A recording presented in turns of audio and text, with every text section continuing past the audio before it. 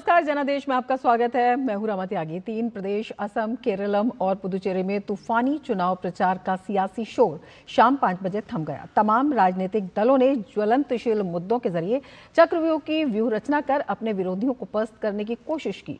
प्रचार के आखिरी दिन तक एक तरफ से वार हुआ तो दूसरी तरफ से पलटवार। असम में अमित शाह ने मोर्चा संभाला तो केरलम में प्रियंका गांधी मैदान में उतरी। वहीं एलडीएफ ने भी एक प्रगति रिपोर्ट जारी कर दावा किया है कि उसने अपने 97% वादे पूरे किए हैं। अब गेंद जनता के पाले में है, क्योंकि लोकतंत्र के महापर्व में जनता ही सर्वोपरि है। लिहाजा 9 अप्रैल को 3 राज्यों में जनता अपना फैसला सुनाने के लिए पूरी तरह से तैयार है। अब इंतजार गुरुवार का है, यानी किसका गुरु खराब होता है और किसके किस्मत का तारा चमकता है। यह फैसला जनता के हाथ में है। सवाल ये कि क्या असम में बीजेपी की जीत का तिलिस्म बरकरार रहेगा, बंगाल में ममता बनर्जी के चक्रव्यूह को भाजपा क्या भेद पाएगी, या केरलम में बीजेपी की बात बनेगी। इन सब सवालों के जवाब मिलेंगे 4 मई को। आज जनादेश में बात होगी आज का दिन कैसा रहा, मगर सबसे पहले नजर डालते हैं आज की हेडलाइंस पर। 3 प्रदेशों में थम गया प्रचार का चुनावी शोर। असम में अमित शाह ने की रैली। एक बार फिर बीजेपी की सरकार बनने का किया दावा। 9 अप्रैल को एक फेज में होना है मतदान।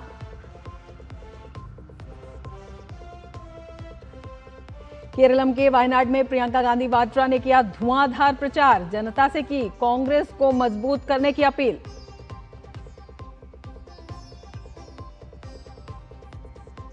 पश्चिम बंगाल और तमिलनाडु के मैदान में उतरे दिग्गज। राजनाथ सिंह और धर्मेंद्र प्रधान ने साधा ममता सरकार पर निशाना। तमिलनाडु के सीएम और डिप्टी सीएम ने भी जनता से किया सरोकार। पश्चिम बंगाल में एसआईआर का काम लगभग पूरा। सूची से हटे 91 लाख नाम। कूच बिहार, उत्तर दिनाजपुर, मालदा और मुर्शिदाबाद से कटे सबसे ज्यादा नाम।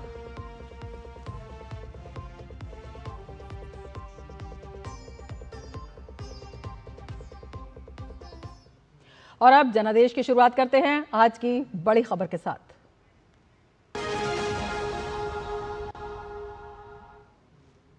तीन राज्यों में असम, केरलम और पुदुचेरी में चुनाव प्रचार का सियासी शोर पूरी तरह से थम चुका है। इंतजार गुरुवार का है, जब जनता लोकतंत्र की लड़ाई में हिस्सा लेने अपने घरों से बाहर निकलेगी और अपना फैसला ईवीएम के जरिए सुनाएगी। दिखाते हैं आपको एक खास रिपोर्ट।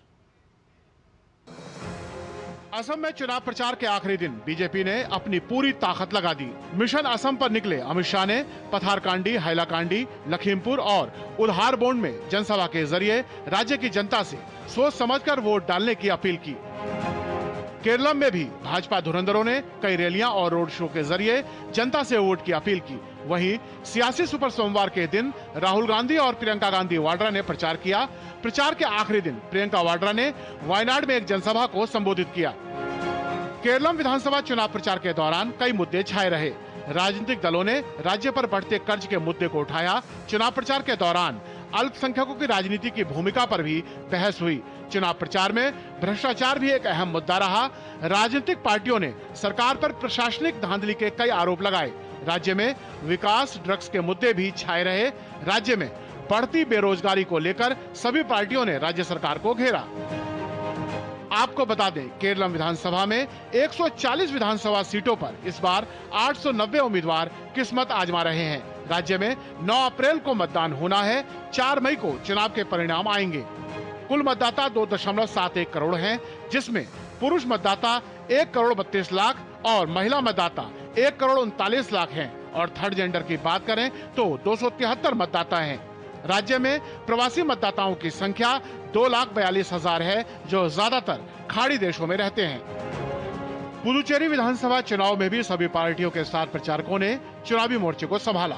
बीजेपी से प्रधानमंत्री नरेंद्र मोदी के साथ गृह मंत्री अमित शाह ने भी कई रैलियों और जनसभा को संबोधित किया। 3 अप्रैल को प्रधानमंत्री नरेंद्र मोदी ने पुदुचेरी में भव्य रोड शो किया। ये road show Ajanta signal point से राजा थिएटर सिग्नल के बीच किया गया।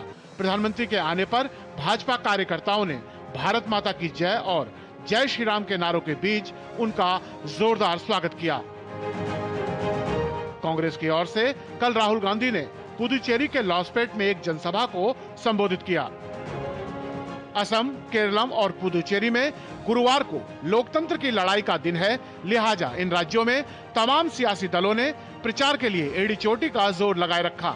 पार्टियों के लोक लुभावन वादों से जनता कितना प्रभावित हुई, ये 4 मई को पता चलेगा। असम से अश्वनी मिश्र, केरल से नीरज सिंह और पुदुचेरी से विशाल वरिष्ठों के साथ ब्यूरो रिपोर्ट, डीडी न्यूज।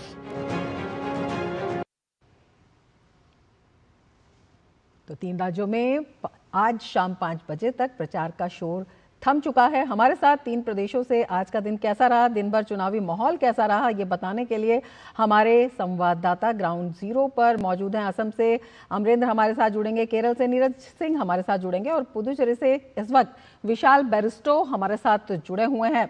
विशाल, सबसे पहले आपसे यही जानना चाहेंगे, हालांकि अगर देखें विधानसभा सीटों के लिहाज से 30 सीटें हैं, सबसे छोटा जिसे प्रदेश कह सकते हैं केंद्र शासित प्रदेश चुनाव के लिहाज से, लेकिन इसके जो राजनीतिक संकेत हैं वो काफी बड़े होते हैं, उन पर बात करेंगे। लेकिन सबसे पहले प्रचार का शोर हम आपसे पूछना चाहेंगे, किस तरह से आरोप प्रत्यारोप के बीच जनता के जो मुद्दे हैं वो हावी रहे? देखिए रमा, दोनों ही पार्टियों ने जमकर जोर लगाया। बीजेपी जो एनडीए अलायंस की वापसी की पुरजोर कोशिश कर रही है, उसके अलावा कांग्रेस भी इस ताक में बैठी है कि किसी तरह उसकी सत्ता में वापसी हो। कांग्रेस की तरफ से मल्लिकार्जुन खड़गे, राहुल गांधी और तमाम बाकी नेताओं ने कोशिश करी, लेकिन कांग्रेस के साथ सबसे बड़ी उलझन जो अभी तक बनी हुई है, अब कल मतदान होना है, परसों मतदान होना है, अभी तक उनको वो अपने लोगों को ये नहीं समझा पाए कि भाई हम अलायंस में चले गए हैं, आप मैदान छोड़ दीजिए। और अब तक वो डटे हुए हैं। अगर हम राजभवन सीट की बात करें तो एन कुमरन को अभी शाम को भी मैंने चुनाव प्रचार करते देखा। ये तब की बात है जब जेपी नड्डा एन रामलिंगम के लिए, जो बीजेपी के प्रदेश अध्यक्ष भी हैं और बीजेपी के राजभवन के कैंडिडेट भी हैं, उनके लिए चुनाव प्रचार कर रहे थे। तो जब हमने पूछा कांग्रेस से कि क्या आप अपने लोगों को समझा पाने में आप सफल रहे, इसका कोई जवाब किसी भी नेता के पास नहीं है। मुकुल वासनिक जब आए थे तो उन्होंने कहा था कि मतदान का दिन अभी दूर है, 9 तारीख तक कुछ ना कुछ हो जाएगा, अभी पिक्चर अभी बाकी है। लेकिन मुझे लगता है कि वो सफल नहीं हुए, क्योंकि अब तक उनके जो रिबेल कैंडिडेट्स हैं वो उन्हीं के सिंबल के साथ मैदान में डटे हुए हैं। जबकि कल गृह मंत्री अमित शाह ने जब पुदुचेरी में रैली की तो उन्होंने ये कहा कि जो पार्टी एक मजबूत अलायंस नहीं तय कर सकी, जो अपने लोगों को नहीं समझा सकी, वो एक स्टेबल गवर्नमेंट कैसे देगी, ये एक बड़ा सवाल है। और उन्होंने फिर से पुदुचेरी के लिए डबल इंजन की सरकार और विकास के तमाम वादे किए। अब ये देखना होगा कि पुदुचेरी की जनता किस तरह से इन दोनों पार्टियों को देखती है, क्योंकि एक तीसरी एंट्री भी हुई है। हम सब जानते हैं कि थलपति के नाम से विजय जो है वो एंट्री मार चुके हैं और सभी 30 सीटों पर उनकी टीवी के पार्टी अकेले चुनाव लड़ रही है। बिल्कुल, आपसे आपके पास आएंगे। हमारे साथ अमरेंद्र भी जुड़ चुके हैं असम से। अमरेंद्र, किस तरह से सभी राजनीतिक दलों ने अपनी पूरी ताकत वहां पर झोंक दी है, जो चुनाव आयोग है उसकी भी वहां पर पूरी तैयारी है, जनता के मुद्दे किस तरह से इस प्रचार के शोर में शामिल रहे, किस तरह से वहां पर राजनीतिक लड़ाई दिखाई दे रही है? रमा, देखिए, अगर आसाम की बात करें तो आसाम की 126 सीटों में से जो मैजिक का आंकड़ा है वो 65 सीटों का है। और जिस तरह से तमाम पार्टी, खासकर बात करें सबसे पहले भारतीय जनता पार्टी और एनडीए की, तो तमाम पार्टियों ने अपनी ताकत झोंक दी और आज शाम को 5 बजे तक प्रचार में केंद्रीय गृह मंत्री अमित शाह से लेके पूर्व केंद्रीय मंत्री स्मृति ईरानी और आसाम के मुख्यमंत्री हेमंता बिस्वा शर्मा के साथ सभी लोग लगे रहे और लगातार मतदाताओं के पास जाकर वोट की अपील करते रहे। वहीं अगर दूसरी तरफ बात करें कांग्रेस गठबंधन की, तो रमा, देखिए, सबसे पहले मैं आपको एक चीज बता दूं कि इस बार का जो कांग्रेस गठबंधन है वो कहीं ना कहीं अपने मुद्दों को ठीक से एक तो रखने में नाकामयाब रहा और दूसरा जो उसका अलायंस है, जिसमें कि आप ये बात करिए कि कांग्रेस के साथ एक नया दल है राइजल दल, एक है असम जनजातीय परिषद, इसके बाद लेफ्ट की 2 पार्टियां हैं सीपीआई और सीपीएम। और अगर आपको मैं थोड़ा सा पीछे ले जाऊं 2021 में, तो 2021 में कांग्रेस का एक बहुत मजबूत अलायंस हुआ था जिसमें बदरुद्दीन अजमल की पार्टी थी AIUDF, जिसका तकरीबन मिडिल जो आसाम है उसमें जो मुस्लिम बाहुल क्षेत्र है वहां पे 30 सीटों पर एक दखल थी। मुस्लिम बाहुल क्षेत्रों पे अजमल की पार्टी का एक दबदबा था। लेकिन इस बार वो कांग्रेस गठबंधन से बाहर है और इंडिपेंडेंट चुनाव लड़ रहे हैं। और ऐसे में जो कांग्रेस का गठबंधन है वो कमजोर इसलिए भी है कि उनके जो मुद्दे हैं वो उन मुद्दों की अगर कोई काट अगर अजमल करेंगे तो उसका सीधा सीधा फायदा जो है भारतीय जनता पार्टी और एनडीए को हो रहा है। तो इस बार का जो गणित है 2021 और 2026 में बहुत अंतर है। अच्छा, दूसरी बात रमा, एक और मैं स्पष्ट कर देना चाहता हूं कि इस बार जो है भारतीय जनता पार्टी ने अपने मुद्दों को और एनडीए के साथ मिलकर उन मुद्दों को जमीन पर बताने का प्रयास किया। अगर देखें, प्रधानमंत्री नरेंद्र मोदी की रैलियों की बात करें, गृह मंत्री अमित शाह की बात करें, या मुख्यमंत्री हेमंता बिस्व शर्मा सहित तमाम वो बड़े नेता जो चुनावी प्रचार में आए, उन्होंने साफ तौर पर कहा कि सिंगल फेस जो है सीएम का वो हेमंता बिस्व शर्मा है, कोई कंफ्यूजन नहीं है, और इस बार फिर से उनके चेहरे पे इस चुनाव को लड़ा जा रहा है। दूसरा, जो एक बड़ा वोट बैंक है, मिडिल क्लास वोट बैंक, वो उनके साथ है, जो उनसे हमेशा से एनडीए और भारतीय जनता पार्टी से प्रभावित रहा है। और तीसरा, जो पिछले 3-4-5 सालों में अगर देखें, जो आसाम के जो टी बागान है और जो टी उद्योग से जुड़े हुए लोग हैं, उनको लिए जिस तरह से केंद्र सरकार और आसाम की डबल इंजन सरकार ने काम किया है, तो वो वोट बैंक भी इनका खासा महत्वपूर्ण है। और अगर अपर आसाम की बात करें, जिसमें डिब्रूगढ़ का और तिनसुकिया जैसे इलाके आते हैं, तो ये बीजेपी का एक मजबूत किला है। तो कुल मिला के भारतीय जनता पार्टी और एनडीए के लिए गेनिंग पोजीशन है, बहुत मजबूत। तमाम फैक्टर्स आप बता रहे हैं, कौन किस पर भारी पड़ता है ये देखने वाली बात होगी। बिल्कुल आपके पास आएंगे, धीरज भी हमारे साथ जुड़े हुए हैं केरलम से। निश्चित तौर पे अगर राजनीति के रंग देखते हैं तो केरलम में भी कुछ अलग तरह का नजारा था, किस तरह से बताना चाहेंगे, किस तरह से विश्लेषण करेंगे और किस तरह की तैयारी है, ये भी बताइए।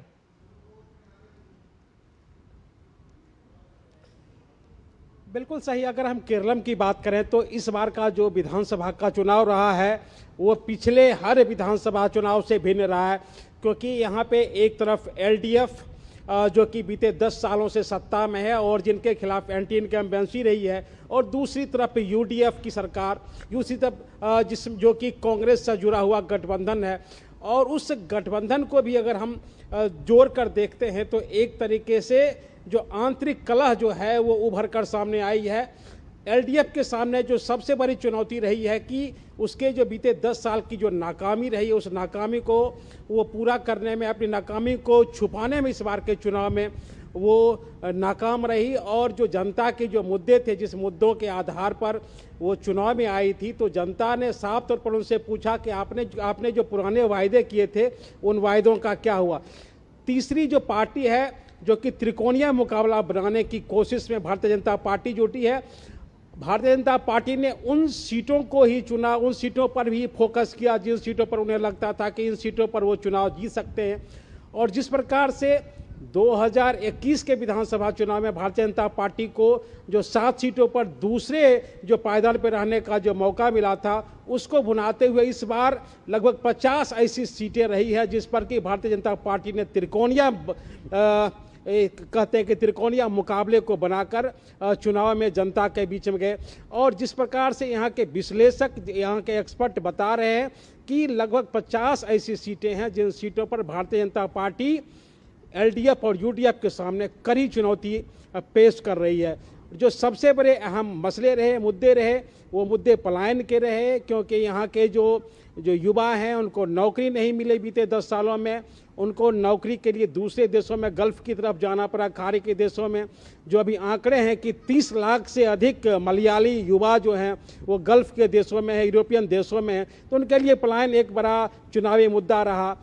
जो बाढ़ की जो यहाँ समस्या है, बाढ़ की भी एक बड़ी समस्या रही है।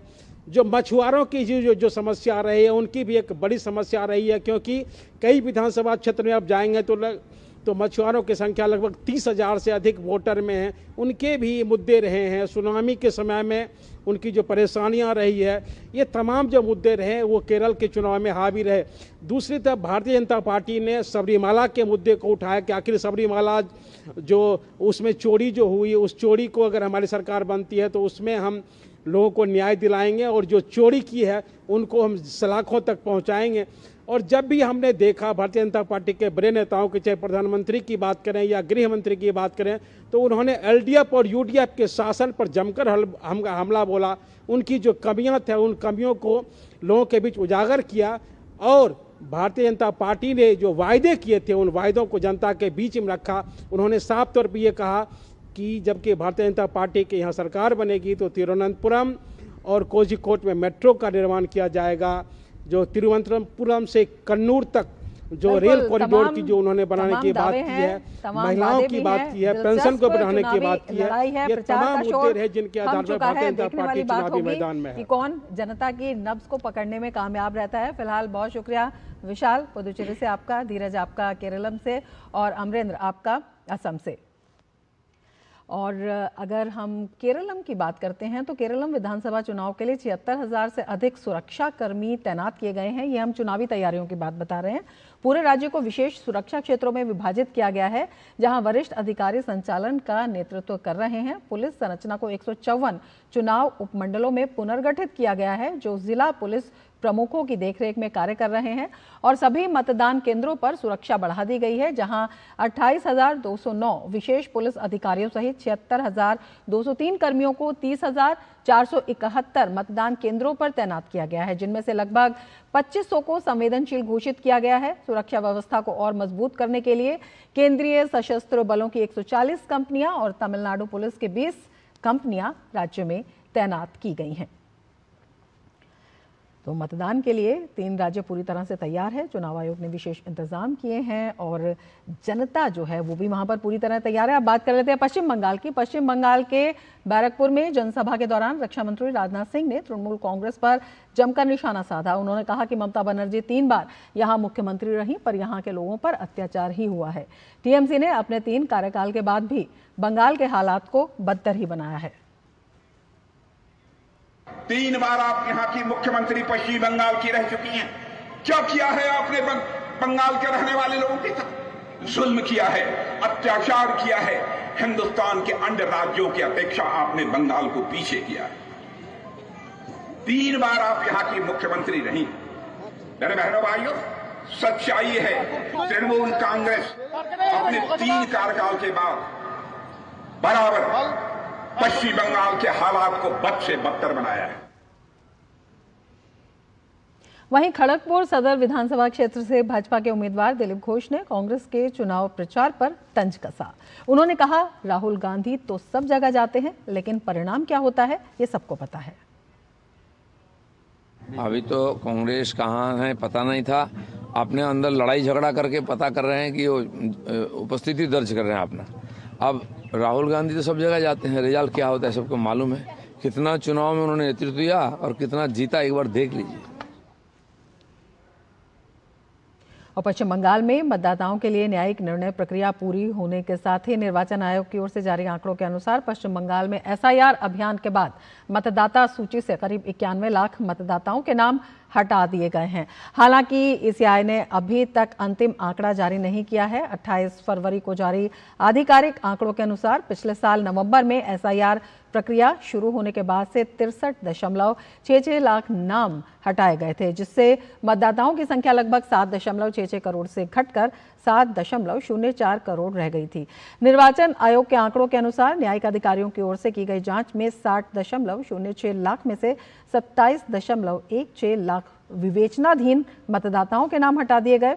वहीं श्रेणी में 32.68 लाख से अधिक मतदाताओं को बरकरार रखते हुए अंतिम सूची में शामिल किया गया है। पश्चिम बंगाल की 294 सदस्यीय विधानसभा की 152 सीटों पर 23 अप्रैल को पहले चरण में मतदान होगा, जबकि शेष 142 सीटों पर 29 अप्रैल को दूसरे चरण में वोट डाले जाएंगे। दूसरे चरण के लिए मतदाता सूची 9 अप्रैल को फ्रीज की जाएगी। पहले चरण के लिए नामांकन की अंतिम तिथि के बाद सूची कानून के अनुसार फ्रीज हो चुकी है।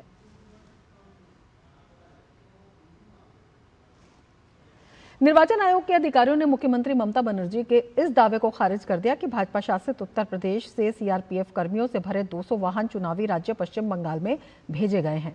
निर्वाचन आयोग के अधिकारियों ने स्पष्ट किया कि पश्चिम बंगाल में केंद्रीय बलों की तैनाती स्थापित मानक संचालन प्रक्रिया के अनुसार निष्पक्ष और शांतिपूर्ण चुनाव सुनिश्चित करने के लिए की जा रही है।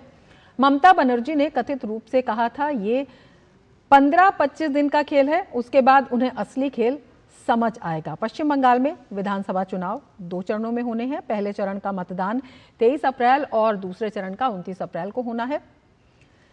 ममता बनर्जी अक्सर निर्वाचन आयोग पर भाजपा के मुखौटा संगठन के रूप में काम करने और उसकी बात मानने का आरोप लगाती रही हैं। इसके अलावा राज्य में मतदाता सूची के विशेष गहन पुनरीक्षण ने तृणमूल कांग्रेस और निर्वाचन आयोग के बीच टकराव को और बढ़ा दिया है।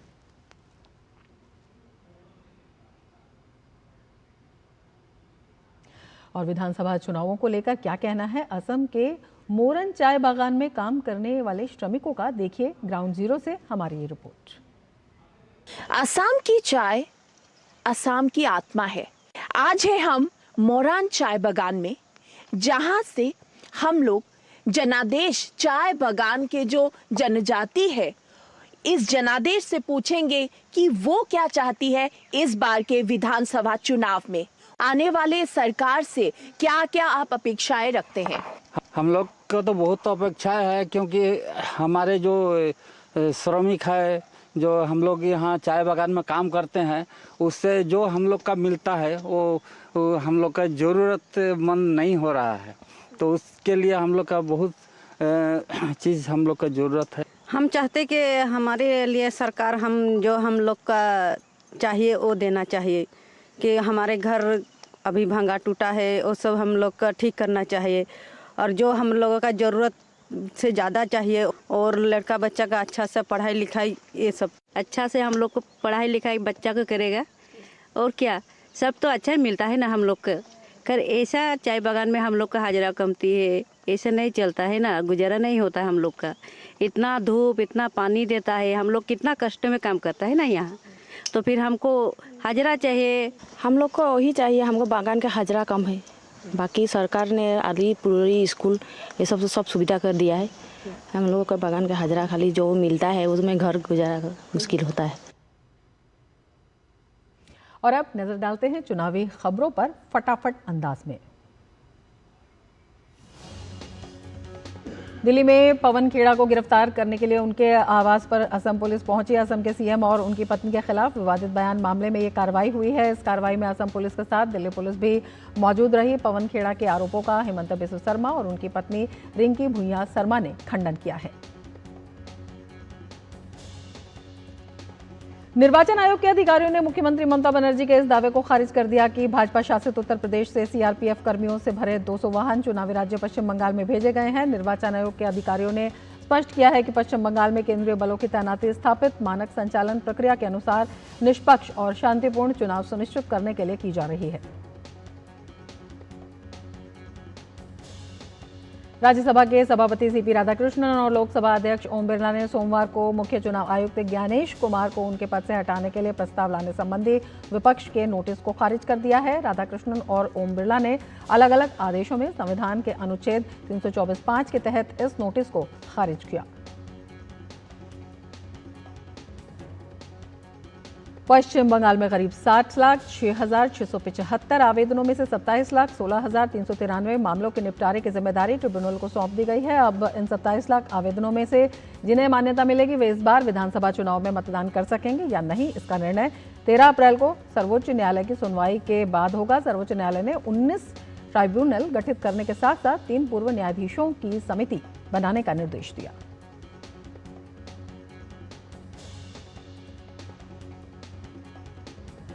सत्ताईस लाख से ज्यादा मामलों का फैसला करेंगे ट्रिब्यूनल। सुप्रीम कोर्ट ने 19 ट्रिब्यूनल गठित करने के लिए निर्देश दिए। चुनाव आयोग ने 2026 के विधानसभा चुनाव और उपचुनावों के लिए एक अहम निर्देश जारी किया है, जिसमें मतदान दिवस और उससे एक दिन पहले के सभी राजनीतिक विज्ञापनों के लिए प्री सर्टिफिकेशन अनिवार्य किया गया है। राजनीतिक दल और उम्मीदवारों को अपने संबंधित एमसीएमसी से विज्ञापन की अनुमति प्राप्त करनी होगी।